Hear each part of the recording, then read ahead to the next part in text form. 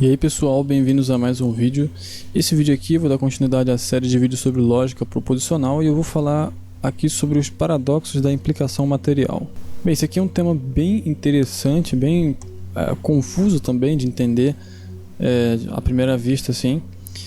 Mas, bom, vamos lá. Paradoxo da implicação material. Na verdade o nome ele é bem enganador, porque não são paradoxos de verdade, né? São paradoxos entre aspas, porque os paradoxos, talvez eu faça vídeo sobre isso no futuro, mas os paradoxos eles são proposições que são inerentemente contraditórias.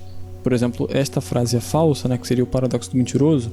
Se você analisar as condições de verdade dela, você vai ver que ela é verdadeira se e somente se ela é falsa. Então isso é uma contradição.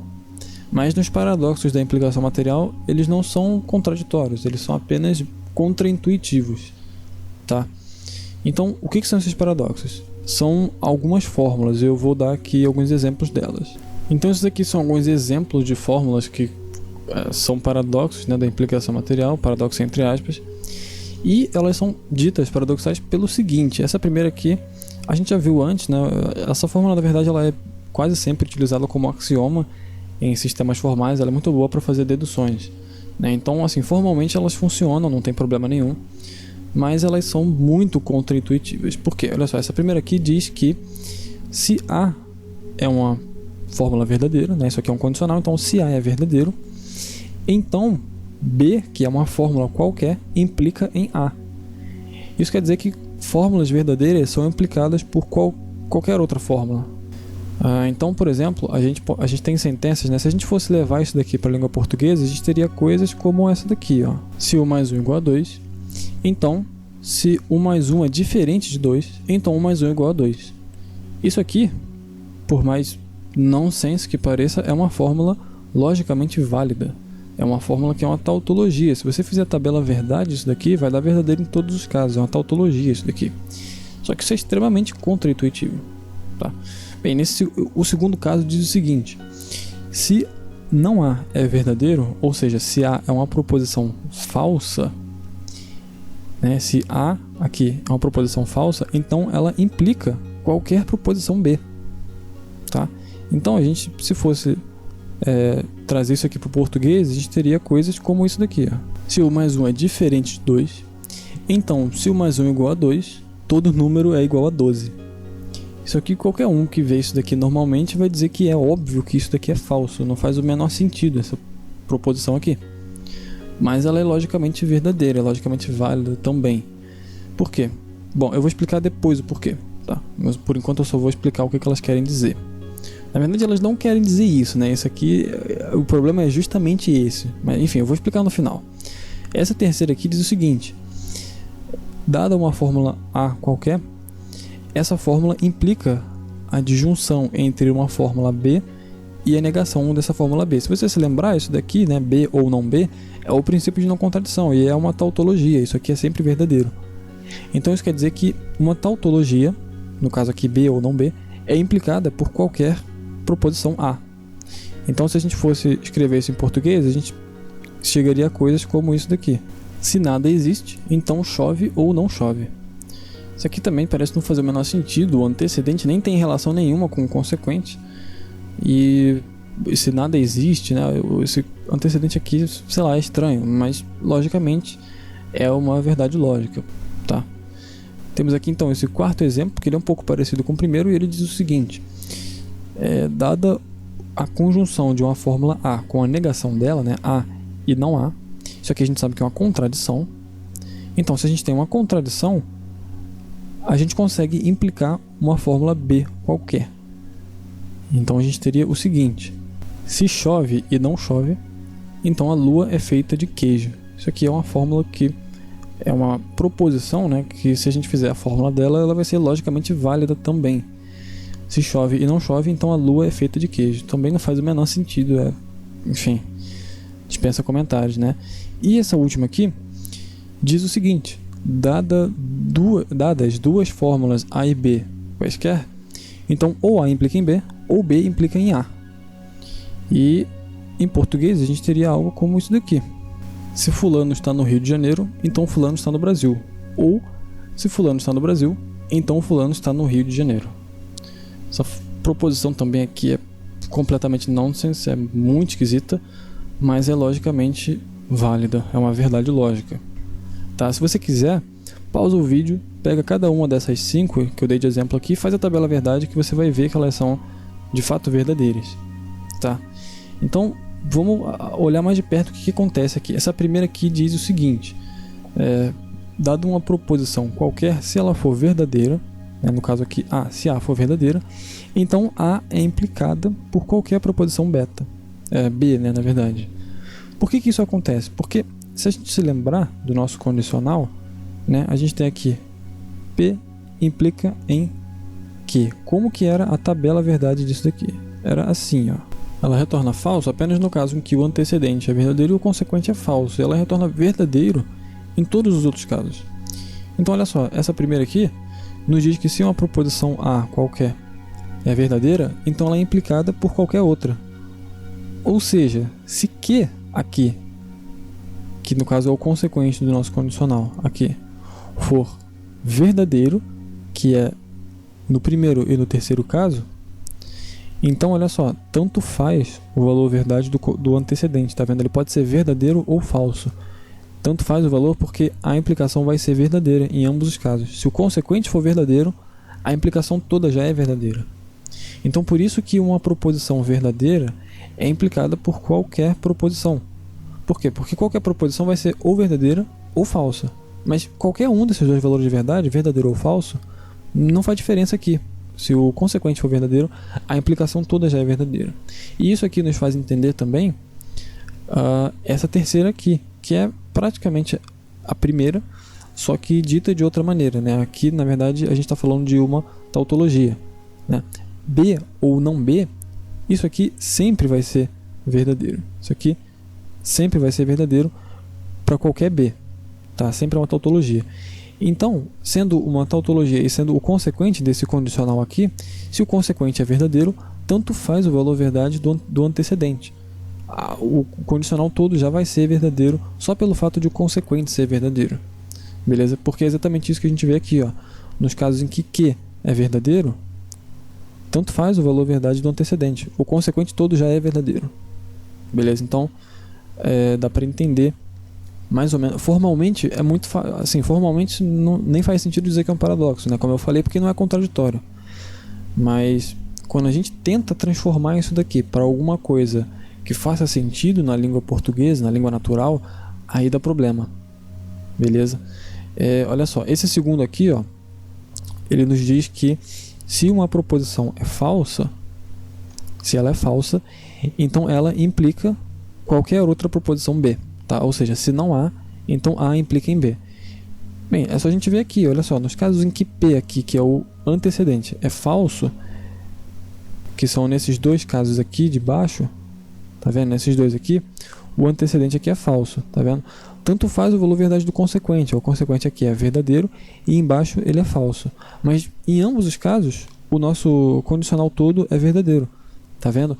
Então se a gente tiver uma proposição que é falsa, ela vai implicar qualquer outra proposição. E isso também, assim como nos primeiros dois casos que eu dei, isso ajuda a entender esse caso especial aqui, ó. Se a gente tiver uma contradição no antecedente, essa contradição aqui sempre vai ser falsa, tá? Para qualquer valor de A que a gente colocar aqui, essa conjunção entre uma fórmula e a negação dela sempre vai dar falso. E se a gente tem um antecedente falso, como eu mostrei aqui embaixo, tanto faz o valor verdade do consequente. Então, uma contradição implica literalmente qualquer proposição. E é muito importante você entender isso daqui, que eu vou falar sobre isso melhor no próximo vídeo. Tá? Porque disso aqui a gente consegue derivar o princípio da explosão. Mas eu não vou falar ainda sobre isso aqui. Vou fazer um vídeo só para isso. Tá? Então, é isso daí. Se você tem o consequente verdadeiro, seu condicional já é verdadeiro. E se você tem o antecedente falso, teu condicional também já é verdadeiro. E, por último, a gente tem essa fórmula aqui, ó. A implica em B ou B implica em A. Isso daqui é curioso, porque se você pegar aí uma revista qualquer e você seleciona duas frases quaisquer, não precisa nem pensar muito, seleciona duas e chama a primeira de P e a segunda de Q. Feito isso, você pode ter certeza que ou P vai implicar Q ou Q vai implicar P. uma dessas duas aqui é verdadeira. E isso também parece não fazer o menor sentido, né? Como assim você pega duas frases que não tem nada a ver uma coisa com a outra e você tem que uma vai implicar a outra? Você não sabe quais, mas você sabe que pelo menos uma implica a outra. Por que isso acontece? Porque é o seguinte, P e Q aqui tem que ser ou verdadeiras ou falsas, né? Vamos supor que P é verdadeira, tá? P vai ser verdadeira. Eu não estou nem dizendo o valor verdade de Q aqui, tá? A gente não sabe qual é. Mas olha só, se P for verdadeira, a gente já sabe que esse segundo lado aqui da disjunção vai ser verdadeiro, porque o P aqui é o consequente desse condicional. E como eu falei aqui, o consequente do condicional sendo verdadeiro já torna o condicional todo verdadeiro. Então toda essa disjunção aqui já seria verdadeira, toda essa implicação, na verdade, já seria verdadeira. E se um lado da disjunção é verdadeiro, a disjunção toda retorna verdadeiro. Beleza, então se P for verdadeiro, essa disjunção toda já é verdadeira, tá? E agora, se Q for verdadeiro, o que acontece? Q sendo verdadeiro, desse lado aqui não dá para saber qual que é o valor verdade, se a gente só souber o valor verdade de Q. Desse lado aqui já dá. Por quê? Porque Q aqui, nesse caso, é o consequente desse condicional. Então, da mesma forma, sendo ele consequente e sendo verdadeiro, a gente sabe que o condicional todo já é verdadeiro, tá? Então, Q sendo verdadeiro, já torna essa disjunção toda aqui verdadeiro. Então a gente vê que, independentemente dos valores de verdade de P e Q, é óbvio, né? Se tanto P quanto Q forem verdadeiros, o condicional todo retorna verdadeiro. Se P for verdadeiro e Q for falso, então a gente vai ter que esse lado aqui vai ser falso, mas esse aqui vai ser verdadeiro. E se a gente tiver P falso e Q verdadeiro, mesma coisa, a gente vai ter esse lado aqui falso, mas esse aqui vai ser verdadeiro. E se ambos forem falsos? Se ambos forem falsos, então a gente vai ter um falso implicando no falso que dá verdadeiro, aqui também um falso implicando no falso que dá verdadeiro. Então você vê que para qualquer interpretação, essa disjunção aqui é verdadeira. Sempre duas proposições quaisquer, uma vai implicar na outra, tá? E como eu falei, isso daqui é válido formalmente, tá? Faz todo o sentido lógico. Por quê? Porque a interpretação lógica é dada pela tabela verdade, né? Pelo modo com que o conectivo de implicação se comporta de acordo com as atribuições de verdade para as fórmulas atômicas, né, que compõem o condicional. Só que quando a gente tenta transpor isso para a linguagem natural, começa a dar problema. Por quê? Porque a nossa leitura do se então, geralmente, ela tem dois aspectos. Primeiro, e o mais comum, é a relação de causalidade, tá? Eu falei no vídeo sobre o condicional, eu falei só sobre isso, eu expliquei lá que tem 4 possíveis interpretações, mas a mais comum dela é a de causalidade, né? Então, sei lá, se você der um tiro em alguém, a pessoa morre. Então isso é uma relação causal, né? O fato de você dar o tiro causou a morte da pessoa. Então, geralmente, o se então, ele está ligado com causalidade. E outra coisa muito importante que está presente em todos os condicionais que a gente faz no dia a dia é a relação entre o antecedente e o consequente. Sempre tem uma relação, né? Fora da lógica. Sempre o antecedente tem alguma relação com o consequente, seja ela de causalidade ou qualquer que seja. Na lógica, isso não precisa. Porque a gente vê aqui que se o antecedente for falso, se o nosso antecedente for falso, então tanto faz o consequente, ele pode ser verdadeiro ou falso. A nossa implicação vai ser verdadeira. Então a gente tem coisas como essa daqui. Cadê? Se chove e não chove, isso aqui é o antecedente, que é uma contradição que é falsa. Então chove e não chove, isso daqui é falso. Se chove e não chove, então a lua é feita de queijo. Qual que é a relação entre chover e não chover e a lua ser feita de queijo? Não tem relação nenhuma. Tá? Então, por isso que não faz o menor sentido a gente pensar nesse se então aqui usando a linguagem natural. Porque quando a gente usa o se então, a gente pensa logo, tem alguma relação entre o antecedente e o consequente. Geralmente é uma relação de causalidade, mas podem ser outras, né? Mas tem uma relação. Mas nesse caso aqui não tem. Entendeu? Então, esse daqui é um grande problema que geralmente se tem, né? Você vê uma fórmula da linguagem formal, né, uma fórmula da lógica, e tenta transpor ela para a linguagem natural. Isso daí, na maioria das vezes, quando tem condicional, dá problema. Por quê? Porque o condicional, a definição do condicional é o que está nessa tabela aqui, ó, e nada além disso. Tá? Não diz nada aqui sobre relação entre antecedente e consequente nenhuma. A única relação que fala aqui é relação de verdade e falsidade. Se o antecedente for verdadeiro e o consequente for falso, a implicação é falsa. E é só isso que ele diz. Em todos os outros casos é verdadeiro. Beleza? Então não precisa, o antecedente não precisa ter relação nenhuma com o consequente aqui. Tá? Eu vou falar mais pra frente que isso aqui é bem insatisfatório, né? Se a gente quer uma lógica que traduza, né, que consiga lidar com a linguagem natural, isso aqui é pouco satisfatório porque não expressa, né, o que a gente usa na linguagem do dia a dia. E aí a gente vai ver que tem uma lógica que é uma lógica não clássica, tá?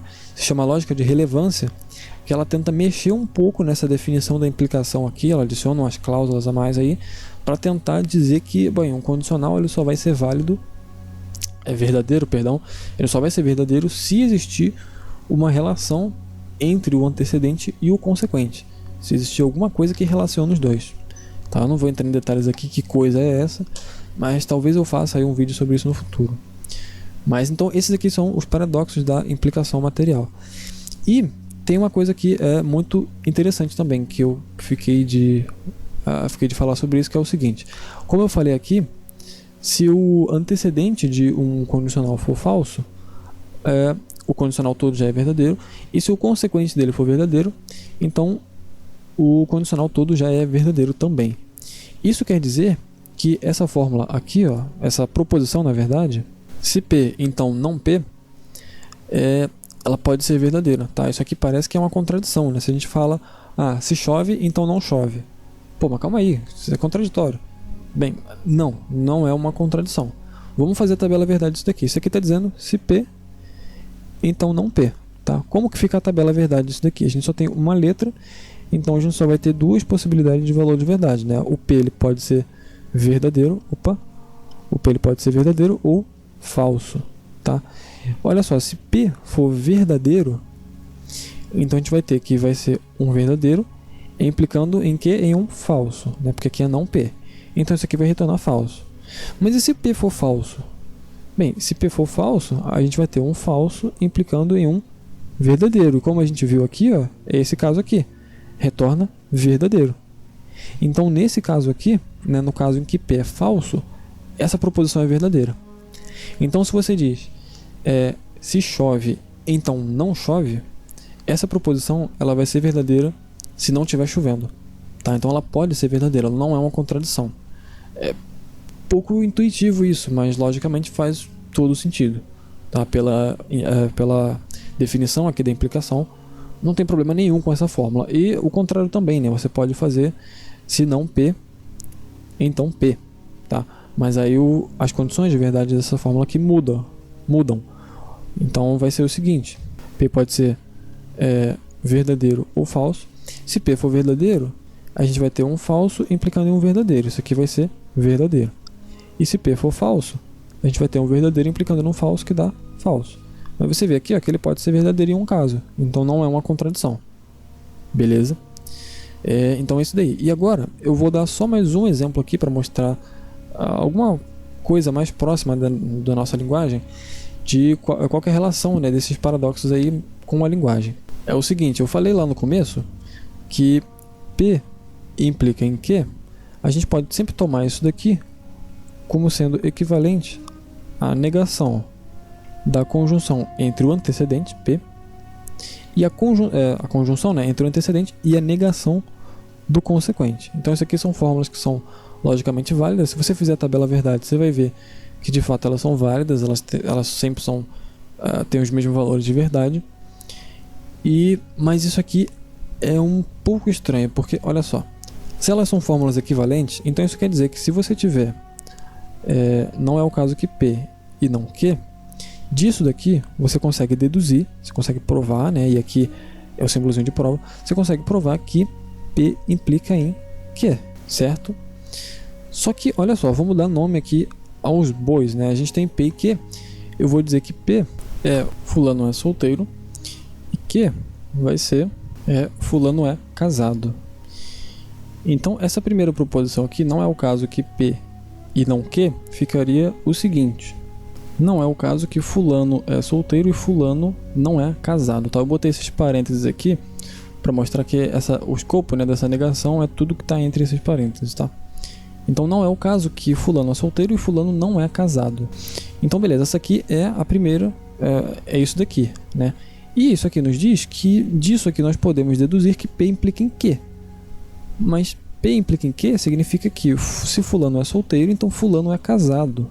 E na linguagem natural, a gente interpretaria que essa segunda proposição aqui, né, se fulano é solteiro, então fulano é casado, é uma proposição falsa. Não faz o menor sentido dizer que se alguém é solteiro, então esse alguém é casado, certo? Então, aparentemente, essa dedução aqui, dessa primeira proposição para a segunda, não é válida, né? Porque essa primeira aqui é verdadeira e a segunda é falsa, e não tem como a gente deduzir uma falsidade de uma verdade. Então, aparentemente, isso aqui seria um contra-exemplo, né, a essa dedução aqui, né, e um contra-exemplo também a essa equivalência.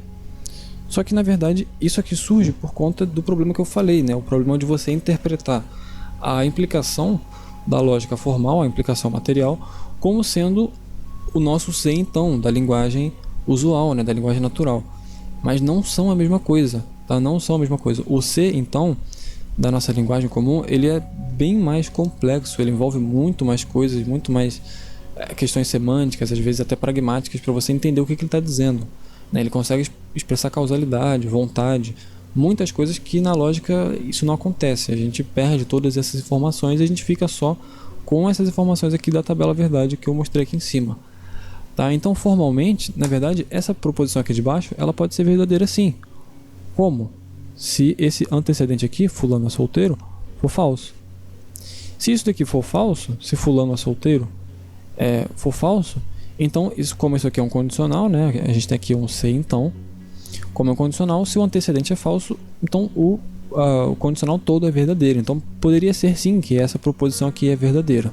E aí, então, nesse caso, fulano é solteiro, aqui a gente teria que é falso também, né? E sendo isso daqui falso, isso aqui é uma conjunção, né? Essa conjunção aqui ela seria verdadeira só se ambos fossem verdadeiros.